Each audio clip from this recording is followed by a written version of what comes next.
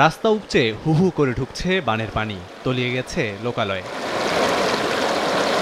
পাহাড়ি ঢলে নদ নদীর পানি বৃদ্ধি পাওয়ায় বন্যা কবলিত এলাকায় চরম দুর্ভোগে শিক্ষার্থীরা, বিশেষ করে এইচএসসি পরীক্ষার্থীরা। জামালপুরে ডুবে থাকা সড়কের পানি মারিয়ে দুর্ভোগকে সঙ্গী করে কেন্দ্রে যান পরীক্ষার্থীরা। ভোগান্তি নিয়েই দিতে হয় পরীক্ষা। এছাড়া জেলার 53টি প্রাথমিক বিদ্যালয়ের পাঠদান বন্ধ রয়েছে। সকাল 7টার দিকে বের হয়েছি, আর বন্যা যদি না থাকতো তাহলে আমাদেরকে হয়তো বা 9টার দিকে বের হলেই হতো। আর বন্যার কারণে আমাদের পরীক্ষা অনেক কঠিন হয়ে গেছে। এখন রাস্তাঘাটে সব জায়গায় পানি, বাড়ি থেকে লুঙ্গি পরে আসতে হয়, এদিকেও সামনে রাস্তায় পানি, আমাদের অনেক সমস্যা হইতেছে যাওয়ার পথে।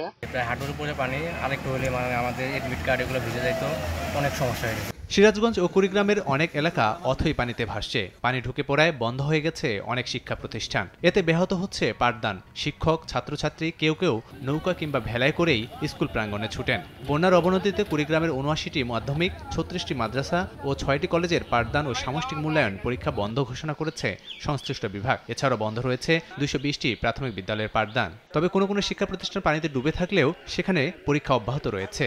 নগদের কাছে সব গ্রাহকই প্রিয়, তাই তো সারা দেশে ক্যাশ আউট চার্জ সবচেয়ে কম। মাঠে পানি প্রবেশ করেছে এবং অফিস কক্ষেও পানি প্রবেশ করেছে।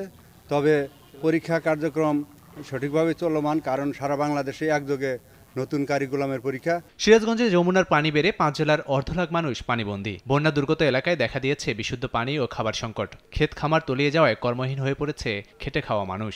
বাড়িঘর ছেড়ে গরু ছাগল নিয়ে বিভিন্ন স্কুল ও উঁচু স্থানে আশ্রয় নিয়েছেন বানভাসীরা। টিবল সব তলা গেছে, পাক শাকের কোনো ব্যবস্থা নাই। মুড়ি টুড়ি খাওয়া দাওয়া সকালে থাকি, সারা দিন রান্না বাড়ি ই করতে।